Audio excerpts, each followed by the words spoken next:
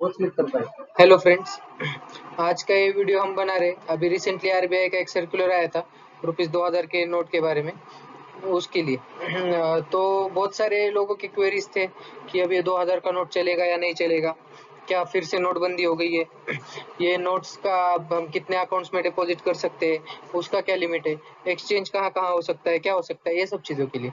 तो सबसे पहले तो हम देखते हैं कि सर्कुलर क्या था। तो सर्कुलर ने आरबीआई ने बोला है कि ₹2000 के जो नोट्स है वो सर्कुलेशन से बंद हो जाएंगे। इसका मतलब है कि अभी आपको बैंक से, एटीएम से, कहीं से भी ₹2000 के नोट्स नहीं मिलेंगे। लेकिन ये continue to be legal tender, मतलब आप 30 सितंबर 2023 तक ये नोट्स रेगुलर बिजनेस पर्पज के लिए यूज कर सकते हो। और यहाँ पर हमने आपको लिंक दे रखी है, आप अगर चाहो तो आरबीआई का सर्कुलर यहाँ से डाउनलोड कर सकते हो। अभी बहुत लोग बोल रहे थे कि सर ये नोटबंदी है, नोटबंदी है क्या, ये फिर से नोटबंदी हो गई क्या? तो नहीं, ये नोटबंदी नहीं है, क्योंकि ये आरबीआई के क्लीन नोट पॉलिसी के अंदर जो रूल्स है उसके हिसाब से उन्होंने 2000 के नोट वापस लिए हैं। ये क्लीन नोट पॉलिसी क्या होती है, इसमें जो availability of good quality notes to public, और दूसरा कि ये एक उनका कैश मॉनिटरी सिस्टम का हिस्सा है। It's just an exchange of notes, it's not नोटबंदी। तो अभी हम पहले फर्क समझ लेते हैं कि नोटबंदी और क्लीन नोट पॉलिसी में क्या है। तो नोटबंदी जैसे हमें पता है कि नवंबर 2016 में हुई थी, 1000 और 500 के नोट्स बंद हो गए थे।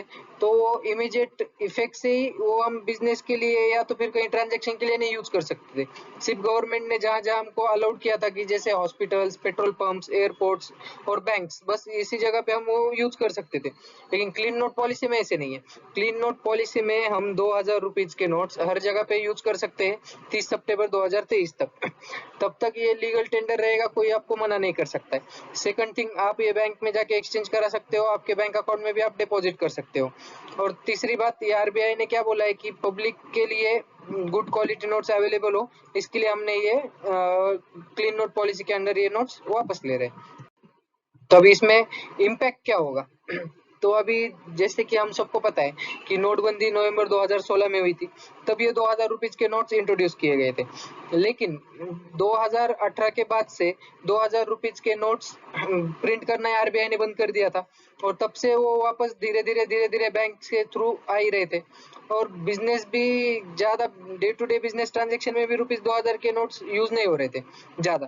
कि मैंने बहुत सारे मेरे कस्टमर्स को बात की, कुछ क्लाइंट्स को बात की, बैंक पर्सन्स, बैंक एम्प्लॉयज को बात की, तो उनका भी यही कहना था कि ज्यादा नोट्स मार्केट में यूज में थे ही नहीं। जो भी ट्रांजेक्शन हो रहे थे वो 500, 200, ₹100 इन्हीं नोट्स के हो रहे थे। और आरबीआई ने एक डेटा दिया है उसके हिसाब से कि 2018 में 37% 2000 के नोट थे टोटल मनी के, और वही 31 मार्च 2023 को 10.8% इतने ही नोट्स बचे थे मार्केट में जो आरबीआई के पास नहीं थे। तो बस वो अभी जो ये नोट वापसी या फिर नोट जो एक्सचेंज के लिए रूल या फिर जो भी नोटिफिकेशन दिया आरबीआई ने, ये 10.8% नोट्स के लिए ही दिया है। तो इसमें इतना कुछ ह्यूज इम्पैक्ट इकोनॉमी में, जनरल पब्लिक पे नहीं आएगा, लेकिन फिर भी थोड़ा सा तकलीफ होने वाला है। बैंक में लोगों लाइन में फॉर्म भरो, वो सब चीजों के लिए उतना करना ही पड़ेगा। उसके बाद अभी गाइडलाइंस क्या क्या इशू की है इस सर्कुलर में। तो सबसे पहले हम देखते हैं बैंक्स को क्या गाइडलाइंस दी है। बैंक्स को सबसे पहले बोला है कि अभी आप ये 2000 के नोट पब्लिक को अभी आप नहीं दे सकते। तो आप आपके जो भी काउंटर से, एटीएम से, कहीं से भी 2000 के नोट आपने नहीं इशू करने हैं। सेकंड थिंग, आपको एडिक्वेट फैसिलिटी प्रोवाइड करनी पड़ेगी हर एक कस्टमर के लिए, भले आपका बैंक में अकाउंट हो या ना हो, कि आप एक्सचेंज करा के ले सको। और ये आपके जो भी फॉलो, जो नॉर्मल केवाईसी नॉर्म्स है कि जो आप रेगुलर कैश विड्रॉल के लिए जो फॉलो करते हो उसी के हिसाब से आपको ये फॉलो करना पड़ेगा, और उसके हिसाब से आपको डॉक्यूमेंट्स कलेक्ट करके नोट्स एक्सचेंज करके देने पड़ेंगे। अभी इस चीज में ऐसे कि बैंक्स में आप जाओगे तो आपको फॉर्म भरना पड़ता है कि उसमें आपके नॉर्मल डिटेल्स, आपका नाम, पैन नंबर, आपका एड्रेस, कॉन्टेक्ट डिटेल्स, और आपका पैन कार्ड हो या आधार कार्ड या फिर दोनों, ये डॉक्यूमेंट्स आपको सबमिट करने पड़ते हैं। और उसके बाद आपको 2000 के नोट्स वो एक्सचेंज करके दे देते हैं। अभी कस्टमर्स, मतलब हमारे लिए क्या गाइडलाइंस है इस नोटिफिकेशन में। तो 2000 के नोट्स हमको एक्सचेंज कराने पड़ेंगे 30 सितंबर 2023 के पहले। और एट ए टाइम हम 20,000 ही एक्सचेंज करा सकते हैं, मतलब 2000 के 10 नोट। और डिपॉजिट्स बैंक अकाउंट में अगर हम पैसे डिपॉजिट करें तो उसके लिए कुछ लिमिट नहीं दिया हुआ है आरबीआई ने, आप कितने पैसे जमा कर सकते हो। और आपका बैंक कौन सा है, क्या है, आपका ब्रांच किधर है, इससे कुछ फर्क नहीं पड़ने वाला है, क्योंकि आप किसी भी बैंक में किसी भी ब्रांच में जाके नोट्स एक्सचेंज करा के ले सकते हो।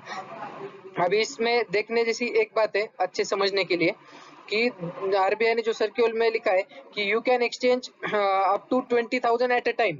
अभी एट ए टाइम के लिए मैंने इसमें बहुत कस्टमर्स को बात की, बैंक में भी मैंने बात की कुछ, तो उनका ये कहना है कि सर आप जैसे एचडीएफसी बैंक में नोट्स एक्सचेंज करा लिए तो आप वापस आईसीआईसीआई बैंक में जाके करा सकते हो, एक्सिस बैंक में जाके करा सकते हो, या तो एचडीएफसी का Lakshmi road branch, Baner branch, या तो फिर मुंबई ब्रांच, या तो और कहीं पे पुणे, औरंगाबाद, अलग अलग जगह पे आप ये एक्सचेंज करा सकते हो। लेकिन आरबीआई ने बैंक्स को कहा है कि आपको कैश मैनेजमेंट या तो कैश ट्रांजैक्शन रिकॉर्ड मेंटेन करना पड़ेगा और सस्पिशियस ट्रांजैक्शन रिपोर्टिंग करना पड़ेगा। तो ये सब ट्रांजैक्शंस लेकिन आरबीआई के पास रिपोर्ट होने वाले, तो आपने जितने भी नोट्स एक्सचेंज कराए हैं वो सब डिटेल्स आरबीआई के पास जाने वाले हैं। तो अभी इसमें डरने की बात है क्या? तो जिनका भी हार्ड अर्न मनी है, जिन्होंने ऑलरेडी टैक्सेस पे किए हुए, उनको किसी को भी कुछ डरने की जरूरत नहीं है। लेकिन जिन लोगों के पास ब्लैक मनी है, जिसका टैक्सेस बचाए हुए है, कुछ 2 नंबर के रास्ते से पैसे कमाए, उनको डरने की बात है। और वो बैंक में डिपॉजिट करेंगे उनको नोटिस आ सकता है। अभी और एक इम्पोर्टेंट क्वेश्चन जो सबसे ज्यादा पूछा जा रहा है आज, कि 30 सितंबर तक अगर कुछ नोट्स हमारे पास रह गए गलती से, कि जो हम एक्सचेंज नहीं करा पाए, कि जैसे घर में कहीं पे रख दिए थे थोड़े नोट्स सेविंग के लिए, इसके लिए, और हमें मिले नहीं और बाद में मिले, तो क्या? तो इसमें आरबीआई ने क्लियरली कहा है कि हम ये 2000 के जो नोट्स है ये एक्सचेंज करने के लिए 4 महीने का टाइम दे रहे हैं। ये सफिशिएंट, और हम इनकरेज करेंगे लोगों को कि उतने टाइम में ये चेंज करा के ले ले। लेकिन ऐसे कहीं पे भी नहीं लिखा है कि उसके बाद ये नोट्स नहीं वैलिड रहेंगे या कुछ। तो मुझे ऐसे लगता है पर्सनली, ये मेरा व्यू है, कि आरबीआई उसके बाद भी कुछ रूल्स निकालेगा, कुछ स्ट्रिक्ट गाइडलाइंस निकालेगा, और उसके अंदर हमें ये नोट्स एक्सचेंज करके मिलेंगे, क्योंकि ये नोटबंदी नहीं है, ये सिर्फ नोट्स एक्सचेंज का पॉलिसी है। इसके बाद अभी एक्सेसिव अगर हमने नोट्स इशू किए, डिपॉजिट किए, तो क्या हमें नोटिस आ सकता है? तो जैसे अभी आपका बैंक अकाउंट है, आपके रेगुलरली 5,000, 10,000, 20,000 के ट्रांजेक्शन होते हैं डिपॉजिट के, और आप 500 इस या फिर 100, 200 इस नोट्स में जमा करते हो। लेकिन अब अचानक आप 2,000 के नोट्स जमा करने लग गए और रोज के ट्रांजेक्शन आपके बढ़ गए, तो बैंक्स कैश ट्रांजैक्शन रिपोर्टिंग करने वाली है आरबीआई को, और सस्पिशियस ट्रांजैक्शन रिपोर्टिंग भी करने के लिए बोला हुआ है। तो इसकी वजह से आपको 100% नोटिस आ सकता है। तो फिर आप ये सब ध्यान में रख के आपके जो भी एक्सचेंज और ट्रांजैक्शन, डिपॉजिट ट्रांजैक्शन जो करना है वो करिए।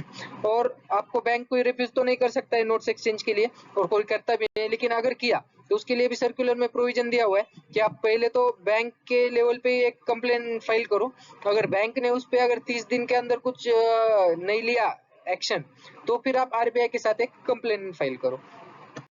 उसके बाद अभी जो कस्टमर्स है हमारे, उनके क्वेरीज आ रहे हैं कि सर बहुत सारे अभी 2000 के नोट्स अभी कस्टमर्स दे रहे हैं, तो अभी हमको तो बैंक में डिपॉजिट करने पड़ेंगे, तो इस केस में हम क्या करें?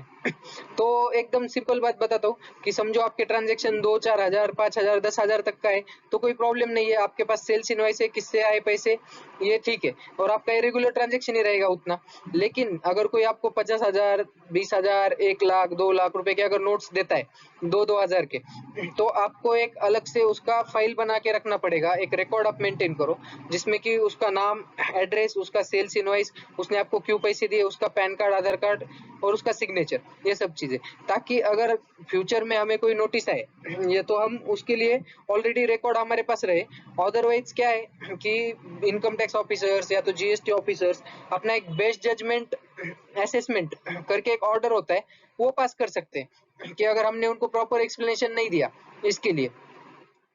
और अभी इन जनरल व्यूज अभी और कुछ बातें हम करते हैं कि ये 2000 के नोट का क्या कुछ इम्पैक्ट आएगा क्या इतना। तो मार्केट से पहले से ही ज्यादा नोट्स नहीं थे मार्केट में अवेलेबल। 2018 से आरबीआई ने भी प्रिंटिंग बंद कर दिया था, तो इसका मतलब तब से इश्यूएंस भी बंद था। तो 2017 में तक ही जो नोट्स इशू हुए थे बस वही नोट्स मार्केट में चल रहे थे, और उसमें से भी बहुत सारे नोट्स आरबीआई ने ऑलरेडी वापस ले लिए थे। तो इसकी वजह से इन जनरल पब्लिक में या इकोनॉमी पे इतना कुछ, जितना नोटबंदी के टाइम पे इम्पैक्ट आया था उतना बड़ा कोई इम्पैक्ट नहीं आने वाला है। लेकिन अब जैसे जैसे लोग अभी धीरे धीरे डिपॉजिट करने जाएंगे, 4 महीने का टाइम दिया हुआ है, इसलिए अभी इतने लोग कोई नहीं कर रहे डिपॉजिट, और नोट्स चल रहे हर जगह पे, तो लोग वहां पे भी चलाने की या तो ट्रांजेक्शन करने, कुछ खरीदी करने की कोशिश कर रहे हैं, इसलिए अभी तक बैंक में इतनी भीड़ नहीं है। लेकिन फिर भी अभी धीरे धीरे समझेगा और कितना इम्पैक्ट होता है, क्या होता है, कुछ ना कुछ इम्पैक्ट तो होगा ही, लेकिन इतना बड़ा इम्पैक्ट नहीं हो सकता है। और अगर आपके कुछ क्वेरीज कुछ रहेंगे तो आप मुझे मेल आईडी दिया हुआ है स्क्रीन पे, आप इस पे भेज सकते हो। हम कोशिश करेंगे कि आपके सवालों के जवाब दिए जाए। और ऐसे ही इंफॉर्मेटिव वीडियोज के लिए आप हमारा चैनल सब्सक्राइब करो, हमारे वीडियोज आप शेयर करो आपके फ्रेंड्स कॉन्टेक्ट्स के साथ। और नोटिफिकेशन और बेल आइकॉन नोटिफिकेशन आप हिट करके रखो, ताकि हम जब भी नए वीडियोस पोस्ट करें आपको उसका इम्पैक्ट, आपको वीडियो देखने को मिल जाए। Thank you.